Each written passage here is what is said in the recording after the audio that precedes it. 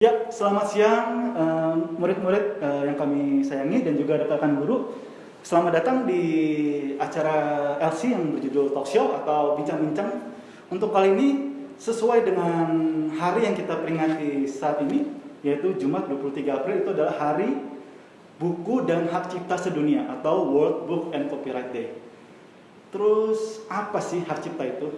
Dan bagaimana kondisi penerapan hak cipta ini di Indonesia? Kita akan bahas ini dengan dua narasumber kita, yaitu Miss Lala, yang beliau juga memiliki background di bidang hukum, background akademik di bidang hukum. Dan kemudian ada Pak Faris yang juga kurang lebih tahu banyak tentang copyright dan hak cipta. Oke, mungkin bisa kita mulai sekarang mengenai asal-usul hak cipta di Indonesia. Boleh minta pendapat Pak Faris? Oke, terima kasih Mr. Robert. Kalau kita bicara tentang hak cipta, tentunya kita nggak afdol ataupun nggak seru kalau kita nggak bahas sejarahnya. Betul. Nah, saya akan membahas tentang sejarahnya dulu ya. Hak cipta itu pada dasarnya sudah hadir di Indonesia sudah lama sekali, sejak zaman kolonial Belanda ataupun East Indies di Indonesia itu sudah ada. Namun, seiring berjalannya waktu, Indonesia pun mengikuti internasional konvensi dan juga meratifikasi. Apa itu ratifikasi? Ratifikasi itu adalah sebuah pengesahan ataupun penandatanganan nota kesepahaman yang dilakukan oleh Indonesia dengan negara lain. Dan jika kita lihat berdasarkan sejarahnya, Indonesia memiliki beberapa penyempurnaan di bidang hak cipta dan juga fokus ke undang-undang hak cipta, yaitu pada tahun 1987, lalu 10 tahun kemudian direvisi 1997. Hal ini dikarenakan maraknya pembajakan di waktu itu di era 80-an dan juga 10 tahun kemudian mengalami revisi juga, dan hal ini ditandai dengan adanya keikutsertaan Indonesia dalam Trade Related Intellectual Property Rights. Dan ini difokuskan bagaimana Indonesia memerangi pembajakan. Dan yang terakhir, upaya pemerintah juga di akhir 97 juga pemerintah melancarkan sebuah revisi ya, yang nanti akan kita sebut sebagai undang-undang tentang hak cipta. Yang pertama yaitu Undang-Undang Nomor 19 Tahun 2002 tentang hak cipta. Jadi memang sejarahnya lumayan panjang, dan pada kesempatan kali ini saya juga akan berdiskusi dengan Miss Lala ya Miss ya. Dan kalau kita melihat itu aspek hukum itu sangat penting, dan saya juga akan bertanya kepada Miss Lala di sini. Menurut Miss, kenapa sih kira-kira ya hukum yang berkaitan dengan copyright ataupun hak cipta itu sering berubah? Biasanya ya kita tadi dari sejarahnya dulu atau asal usulnya asal usulnya kan tidak bisa terlepas bahwa Indonesia itu adalah bekas jajahan Belanda selama 350 tahun. Sehingga hukum yang ada di negara Indonesia ini adalah kebanyakan memang kita adopsi ya dari Belanda. Yang tadi aja yang Outterswet itu dari Stadblad. Kalau mungkin pada bingung Stadblad itu apa, itu adalah peraturan Hindia Belanda. Jadi Indonesia dulu disebutnya Hindia Belanda. Jadi sejarah kan. Nah, karena peraturan Hindia Belanda ini kita masih berpedoman kepada mereka. Terus kemudian hak cipta yang ada saat ini pun memang sebenarnya masih berpaku pada hukum Belanda. Kemudian kita karena sebagai anggota PBB, Perserikatan Bangsa-Bangsa atau United Nation, kita harus meratifikasi beberapa undang-undang. Meratifikasi itu apa sih? Pasti pada bingung kan? Apa arti yang meratifikasi? Seperti kata Pak Faris, itu pengesahan suatu dokumen negara yang memang disahkan oleh lembaga yang berwenang. Di sini adalah jelas DPR, Dewan Perwakilan Rakyat. Nah, karena kita sudah meratifikasi dan tadi kita mengikuti perkembangan yang ada di Indonesia. Apa sih yang dibutuhkan oleh rakyat Indonesia saat itu? Nah, makanya itu selalu berubah-ubah Pak Faris. Nah, seperti yang sekarang RUU tentang musik yang oleh Pak Presiden Jokowi, ya, di situ pun dilihat. Kenapa? Karena masa pandemi ini kan banyak tuh musisi-musisi yang tidak bisa melangsungkan konser secara offline, sehingga mereka yang memang pemasukannya dari bernyanyi, bermain band, mereka tidak mendapatkan pemasukan apapun. Nah, tapi hasil karya mereka dipakailah di kafe, dipakailah di mall, secara gratis. Mereka tidak mendapatkan royalti seperti itu. Sehingga itu kasihan juga gitu loh buat si yang punya ide.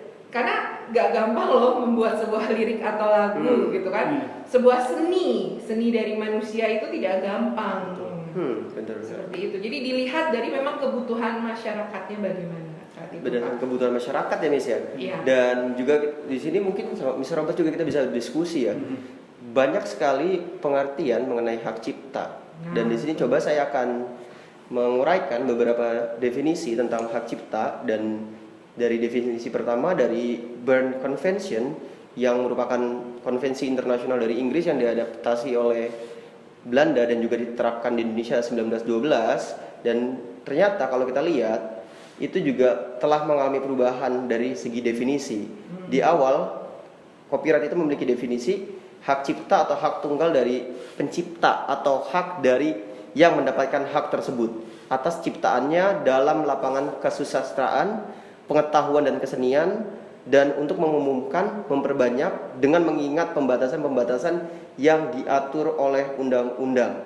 Tentunya misalnya bisa menambahkan dalam perspektif bahasa, tentunya copyright itu memiliki makna yang berbeda ya, ataupun hampir mirip atau sama Miss. Kira-kira kalau dari Kamus Besar Bahasa Indonesia ya, sebagai pedoman kita dalam berbahasa Indonesia yang baik dan benar.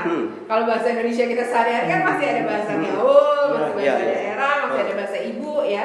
Tapi kalau menurut Kamus Besar Bahasa Indonesia, hak itu ada kepemilikan, kepunyaan, kewenangan, kekuasaan untuk berbuat sesuatu, ya, wewenang menurut hukum. Malah diperjelas lagi tuh, ada wewenang menurut hukum.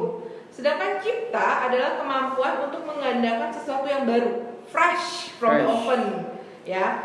Terus angan-angan yang kreatif. Nah, sehingga apabila nih kita mau menggabungkan hak dan kata cipta, jadi wewenang yang diatur menurut hukum dalam kemampuan berpikir, dalam kemampuan pikiran untuk mengadakan sesuatu yang baru sesuai dengan angan-angan yang kreatif. Angan-angan yang kreatif ya? Ya. Oke. Angan-angan yang kreatif itu apa sih gitu? Nah kan ini kan jadi perdebatan nih. Angan-angan yang kreatif itu seperti apa? Apakah aku punya ide terus kayak aku mau cerita sama Pak Robert gitu, terus itu bisa dipatenkan. Nah, dijadikan hak cipta. Nah, itu bagaimana? Nah, itu menjadi pembahasan lagi. Menarik sekali Miss. Tapi sesuai dengan definisi di awal, kalau kita tahu bahwa hak cipta itu ada setelah dia menghasilkan sesuatu ya, produk ataupun sesuatu yang bisa didengar, dilihat ataupun mungkin dirasakan, entah melalui sentuhan atau melalui indera perasa lainnya kan. Namun kalau dari definisi itu sendiri, maka kita bisa melihat bahwa hanya ide saja tentu akan sulit untuk dilindungi dengan paten ataupun hak cipta itu. Karena itu mungkin kita harus sekali lagi menekankan bahwa pentingnya ada produk dari sebuah ide kreatif yang tadi dijelaskan Mas Lala. Oke, mungkin Pak Faris. Dan saya mau menambahkan sedikit, jika kita melihat pasal 1 Undang-Undang 19 tahun 2002, di sini dikatakan inti dari hak cipta itu adalah exclusive rights, ataupun kita bisa menganggap itu sebagai hak kekhususan seseorang. Dan yang tadi diucapkan oleh Mr. Robert, dikatakan bahwa hak cipta itu memang pada dasarnya imaterial. Imaterial itu apa? Imaterial itu tidak terlihat, tidak berbentuk. Seperti nama Pak Faris itu nama imaterial, tapi secara objek hukum Pak Faris dilindungi. Nah, jadi kalau menurut undang-undang tersebut, hak cipta dianggap sebagai benda bergerak. Benda bergerak yang bersifat imaterial yang dapat beralih atau dialihkan kepada orang lain. Jadi bisa dipindahkan, contohnya misalnya film Doraemon. Indonesia bukan membuat film Doraemon, tapi televisi swasta di Indonesia memiliki hak cipta, bukan hak cipta ya, hak siar untuk menayangkan tersebut, dan itu tidak apa-apa, tidak masalah, dan itu adalah namanya memindah alihkan hak cipta ataupun hak penggunaan dari sebuah tayangan video, seperti itu Pak. Nah, kalau kita bicara tentang hak khusus, itu meliputi hak cipta yang pasti ya, atau pemegang hak cipta untuk mengumumkan ciptaannya. Jadi kita nggak bisa sembarangan nih ketika kita punya karya ataupun punya ciptaan tertentu, misalnya di musik ataupun di bidang lain, tentunya kita harus mendeklarasikannya. Dan ini juga sesuai dengan Undang-Undang Nomor 28 Tahun 2014 yang direvisi dari Undang-Undang 19 tahun 2002. Artinya ketika kita memiliki sebuah karya, yang paling penting itu adalah unsur deklaratif ataupun kita mengumumkan kepada halayak ramai bahwa itu adalah eksklusif milik kita.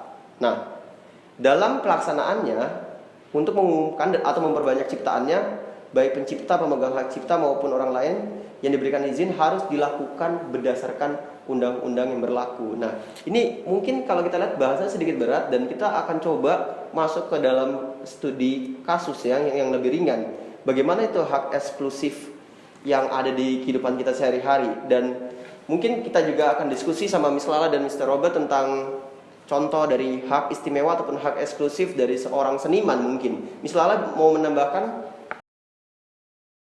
Oke, kalau dari segi seniman kita udah jelas tahu ya, seniman itu orang yang memang penghasilannya memang dari hasil karya imajinatif tapi yang menjadi produk ya. Nah, tapi mungkin kita nggak usah terlalu melihat jauh dulu, mungkin dari segi akademis. Mumpung lagi merayakan tentang hak cipta, hari hak cipta hari ini. Yep. Nah, kalau dari segi akademis, kira-kira bagaimana kalau yang paling sering nih kita ngambil kutipan dari orang tapi nggak kita tulis dari mana, atau biasa anak-anak sebutnya citations. Citation. Nah, itu menurut Pak Faris apakah plagiarisme juga atau bagaimana? Oke. Jika kita melihat dari citation ya, mungkin teman-teman di rumah juga ataupun murid-murid sekalian pernah melakukan itu. Jadi kejahatan yang paling halus dilakukan oleh siswa ataupun guru bahkan itu adalah plagiarism ya, ataupun mengambil citation tanpa bilang-bilang. Kenapa itu dikatakan sebagai sebuah kejahatan? Sama aja kasusnya seperti ini. Misalnya teman kalian bikin resep masak donat, lalu teman kalian itu udah bilang ini resep bikinan aku, tapi tiba-tiba resep tersebut itu kalian ambil begitu aja dan kalian jadikan tugas ataupun diperkenalkan ini donat bikinan aku nih. Padahal itu resepnya dari teman kalian. Tentunya itu akan menjadikan kerugian ya, karena bagaimanapun pasti gak enak ya Miss Lala ya. Yeah. Kita udah temennya itu udah bikin capek-capek resepnya, ternyata dianggap punya dia. Begitupun konsep dari plagiarism seperti itu. Ya kecuali kalau dia bilang ya Pak ya, kalau dia bilang Ya, kalau dia bilang nggak ambil apa-apa, nih resep kamu, mungkin aku kasih nama, label nama aku, boleh nggak gitu? Itu kan sebenarnya kayak internal agreement ya. Yes. Tapi kalau dia udah ngasih tahu, enak loh donat aku pakai cinnamon rolls misalnya, terus tiba-tiba dia tambahin ingredient lain lagi. Nah itu kan berarti mengambil ide awal ya Pak ya, ide awal yang memang dari seseorang itu diakui sebagai ide kita, Ya. dan akhirnya menjadi produk yang ada label nama kita, Ya. ya kan, seperti itu. Itu yang paling mudah ya, yang keseharian dianggap yang kita tidak rasakan, tapi ternyata terjadi. Ya. Dan Gimana kalau untuk kasus di bidang akademik, Miss? Kan marak tuh terjadi ya belakangan ini di Indonesia ya. Di Indonesia istilahnya kita bisa bilang seorang akademis yang cukup mumpuni lah, seorang pengajar di sebuah Guru kampus besar, guru misalnya, besar, ya. tapi terkena kasus yang berkaitan dengan plagiarisme kalau di Indonesia ya. Nah, menurut Miss dan Pak Faris gimana? Kalau kita bicara akademisi yang melakukan kejahatan intelektual seperti ini tentunya banyak belakangan ini, dan kita melihat di beberapa kampus ternama di Indonesia pun tidak lepas dari kasus plagiarisme ini. Dan ternyata kalau kita lihat plagiarisme ini bukan melulu kopi dari orang lain loh teman-teman. Jadi plagiarisme ini juga bisa dilakukan kepada diri sendiri ataupun self plagiarism. Oke. Nah, kalau kita lihat, apa itu self plagiarism? Self plagiarism itu adalah sebuah tindakan yang dilakukan oleh diri sendiri dengan menduplikasi karyanya sendiri, dan hal ini kalau kita bisa melihat ini merupakan sebuah bentuk kejahatan. Nah itu ini agak apa ya, kalau dilihat dari segi sosialnya gitu ya, kenapa, atau segi psikisnya, kenapa sih sampai mereka melakukan self plagiarism atau melakukan plagiarism tuh biasanya apa? Kepepet kah? Time managementnya nggak bagus kah? Atau bagaimana kira-kira Pak? Kalau kita bisa kategorikan ada dua faktor, jadi unintended factor sama yang intended. Jadi ada yang tidak disengaja sama disengaja. Kalau tidak sengaja itu, kalau kita publish jurnal internasional, bisa jadi kita orang tersebut mempublish jurnal ke lebih dari satu jurnal. Oke. Nah, Satu tapi penerbit iya. Iya. Tapi kalau yang disengaja ya memang untuk cari cepat aja. Jadi disebut tidak hanya sampai didaur ulang, tapi juga karya seperti ilmiah juga didaur ulang. Dan ini sangat mencederai namanya novelty. Apa itu novelty? Novelty itu adalah indeks kebaruan dalam sebuah karya. Makanya dikatakan ini sebagai sebuah kejahatan di dalam dunia ilmiah. Seperti itu. Jadi tetap dibilang sebuah tindakan kejahatan Iya. ya. Yang pasti ada efek hukumnya, betul Iya, kan? Ada betul. sanksinya yang dibuat oleh dewan kita, dewan yang berwenang untuk menghukum orang-orang yang memang tidak mengambil hak orang lain. Nah, seperti Nah, ini sepertinya menarik ya.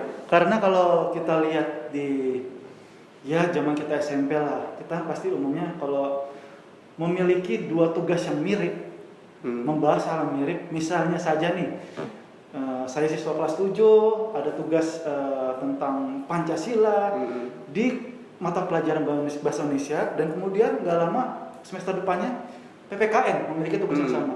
Mungkin secara gampang kalau saya nggak punya waktu atau saya entah malas atau kekurangan bahan, mungkin sebagai pikiran anak remaja ya udah saya submit aja, toh gurunya beda. Menurut Pak Faris itu termasuk bukan? Kalau menurut saya kita lihat indeksnya dulu. Jadi dikatakan plagiarism ataupun plagiat meniru atau tidak itu dilihat dari indeksnya. Kalau misalnya dari indeks itu lebih dari 30%, tentu aja itu tidak boleh. Itu tetap aja peniruan. Jadi Tapi kalau less than, presentasinya itu penting. Dan kita ada teknologi untuk mendeteksi itu. Iya, ya? benar. Oke. Kita kalau ada- di manajemen kita punya Ternyata, Turnitin. iya. Oke, jadi mungkin untuk murid sekalian, ini buat pembelajaran. Betul. Jadi kalian mungkin bisa mulai istilahnya kayak melatih akademik honesty kalian di tugas-tugas keseharian. Karena kedepannya seperti Pak Faris dan Miss Lala bilang bahwa bahkan mengcopy diri kita sendiri, karya kita ke lebih dari satu penerbit atau satu publisher, itu aja udah dianggap sebagai plagiarism, self plagiarism.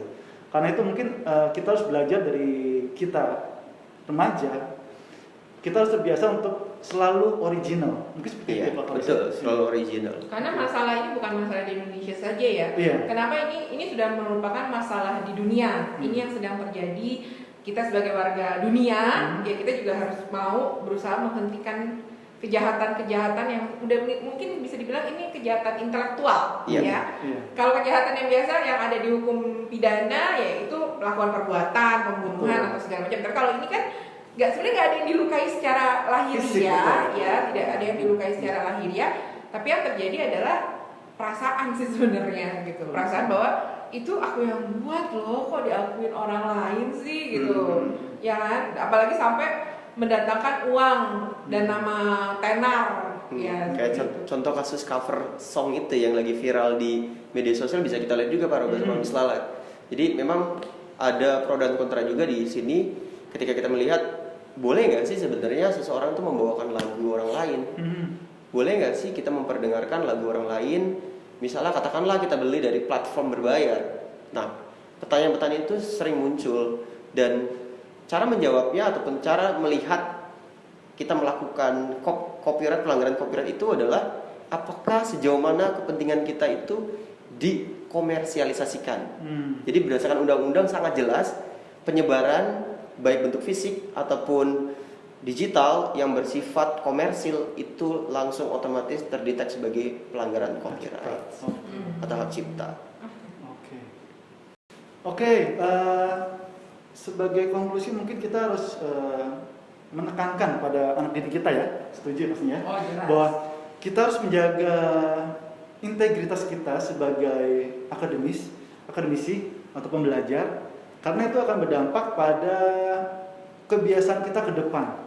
Seperti misalnya kebiasaan buruk ya Pak ya. Iya. Kalau itu dibiarin terus kan lama-lama bagaikan virus yang menyerang batin manusia. Nah, itu sama juga dengan kata-kata Master Cheng Yan ya. Ya, Master Cheng Yan itu dalam salah satu jinsi aforismnya, kebiasaan buruk bagaikan virus yang menyerang batin manusia, harus dicegah jangan sampai berkembang. Jadi sebenarnya mungkin dari hal-hal yang sudah kita lakukan, hal-hal kecil tapi jadinya terbiasa, mau nggak mau kan terbawa nih. Nah, itu harus dari sedini mungkin itu harus dihilangkan Pak Robert. Menarik, oke. Dan tentunya kalau kita sendiri sulit ya buat menyelesaikan persoalan plagiarisme ini. Karena itu mungkin menarik juga bahwa masalah seperti ini nggak bisa kita selesaikan hanya dengan satu orang atau sekelompok orang. Tentu tidak dong. Nah, kalau itu sendiri menurut Miss Lala gimana? Balik lagi kepada Master Cheng Yen. Yang Master Cheng Yen itu mempunyai banyak, dia mungkin sangat inovatif dan visionary ya. Master Cheng Yen juga mengatakan di Jingxi Aphorism-nya bahwa masalah di dunia, karena ini sudah menjadi masalah di dunia ya, masalah di dunia tidak dapat diselesaikan oleh satu orang saja, dibutuhkan uluran tangan dan kekuatan banyak orang untuk dapat menyelesaikannya. Jadi kita harus teamwork, bekerja sama gitu. Ya, dengan kata lain kita juga harus menciptakan sebuah ekosistem. Betul. Ekosistem itu terlahir dari habit. Habit itu terlahir dari kebiasaan kita, dari hal yang paling kecil, yaitu dengan cara selalu membiasakan diri kita selalu original ya. Dari hal paling kecil, dari tugas tadi, lalu meningkat dari karya atau berubah menjadi bentuk-bentuk apapun. Intinya kita harus membuat sebuah ekosistem dari lingkungan kita sendiri dulu. Betul. Dari orang sekitar. Iya, dari orang diri sekitar kita dan orang sekitar. Gak perlu jauh-jauh lah. Kita dulu aja diberesin. Ya, seperti itu. Ya, ini kayaknya udah konklusi, udah menarik nih. udah kesimpulan akhir udah nih kelihatannya. Iya. Oke, jadi kesimpulannya murid-murid dan rekan-rekan guru sekalian,